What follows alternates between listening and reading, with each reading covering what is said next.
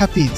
নির্বাচন নিয়ে ডক্টর ইউনূসের অন্তর্বর্তীকালীন সরকার উদাসীন এমন মন্তব্য করে বিএনপির জাতীয় স্থায়ী কমিটির সদস্য মেজর অব হাফিজউদ্দিন আহমেদ বীর বিক্রম বলেছেন, এই অন্তর্বর্তীকালীন সরকারের প্রধান কাজ ছিল একটা নির্বাচন কমিশন গঠন করা, কিন্তু এখন পর্যন্ত সেটি করা হয়নি।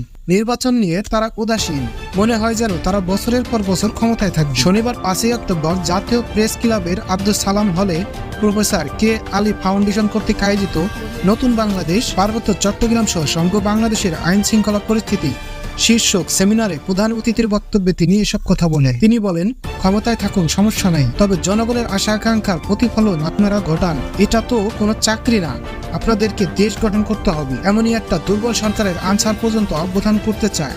সুতরাং আমাদের অতি অল্প সময়ের মধ্যে জনগণের নির্বাচিত একটি সরকার প্রয়োজন। মেজর অব হাফিজউদ্দিন আহমেদ বীর বিক্রম বলেন, বর্তমান সরকারের কাছে আমরা আশা করে আছি, কিন্তু এই সরকারের কর্মকাণ্ডে আমরা কিছুটা হতাশ হয়ে গিয়েছি। তাদের একজন 4-5টা মন্ত্রণালয় নিয়ে বসে আছি, কিন্তু সেখানে কোনো কাজ দেখছি না।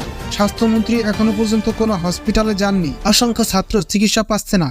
এ সরকারের প্রথম কাজ ছিল যারা হতাহত হয়েছে তাদের সুচিকিৎসার ব্যবস্থা করা, যারা শহীদ হয়েছে তাদেরকে 5 লাখ টাকা দেওয়া হয়েছে। এই 5 লাখ টাকা তো কোনো টাকাই না, এদেরকে অন্তত 5 কোটি করে দেওয়া উচিত ছিল। প্রত্যেকটা পরিবারকে ভাতা দেওয়া উচিত। এই পরিবারগুলো যদি হারিয়ে যায়, মিলিয়ে যায়, তাহলে এটা আমাদের জন্য একটা লজ্জার বিষয় হবে। যারা জীবন দিয়ে আমাদেরকে নতুন একটা দেশ গড়ার সুযোগ করে দিয়েছে, তাদের প্রতি আমাদের শ্রদ্ধা সবসময় থাকতে হবে। এভাবে এ সরকারের প্রতি আমরা অনেক কিছু আশা করি, কিন্তু বিপ্লবী চেতনা অনেকের মধ্যে না থাকার কারণে তাদের পক্ষে থেকে কোনো গুরুত্বপূর্ণ পদক্ষেপ এখন পর্যন্ত নেওয়া হয়নি। মেজর অব হাফিজউদ্দিন আহমেদ বলেন, প্রফেসর ডক্টর ইউনূস একজন বরেণ্য ব্যক্তি, বাংলাদেশের জন্য তিনি রোল মডেল। এ ধরনের একজন দেশ সেবককে পেয়ে আমরা অনেক কৃতজ্ঞ। তার ইমেজ এ কারণে বাংলাদেশ আরও এগিয়ে যেতে সক্ষম হবে। তিনি আরও বলেন, আজ থেকে যারা এই সরকারের সাথে আলোচনায় বসবে, সে সমস্ত রাজনৈতিক দলগুলোকে মাত্র আধা ঘন্টা সময় দেওয়া হচ্ছে। এই আধা ঘন্টায় তারা কি বলবে?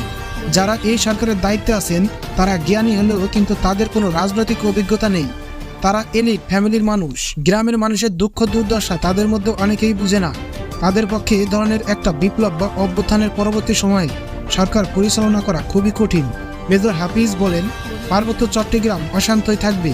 এই দুর্বল সরকার এটা কি ঠিক করতে পারবে না? একটা শক্তিশালী সরকার যদি দেশে আসে, জনগণের নির্বাচিত সরকার, তাহলে এই সমস্ত ষড়যন্ত্র মোকাবেলা করতে তারা সক্ষম হবে। বিএনপির এই স্থায়ী কমিটির সদস্য বলেন, স্বৈরশাসক শেখ হাসিনা প্রতিবেশী রাষ্ট্রের মদদে বাংলাদেশের উপর ঝাঁপিয়ে পড়েছে, নিরহ ছাত্র জনতার উপর গুলি চালিয়েছে। এ দৃশ্য দেখলে বুক ফেটে যায়, কিন্তু তারপরেও কি আমরা শিক্ষা নিয়েছি? বিপ্লব হাতছাড়া হওয়ার উপক্রম হয়েছে। মেজর হাফিজ বলেন, বাংলাদেশের দিকে তাকালে মনে হয় না এখানে একটি বিপ্লব হয়েছে। এর প্রধান কারণ হলো বর্তমান যে সরকারকে আমরা বসিয়েছি তাদের অনেকেরই মধ্যে বিপ্লবী চেতনা নেই। এরা বিপ্লবকে ধারণ করে না, তাদের জন্য এটা হলো একটা চাকরি।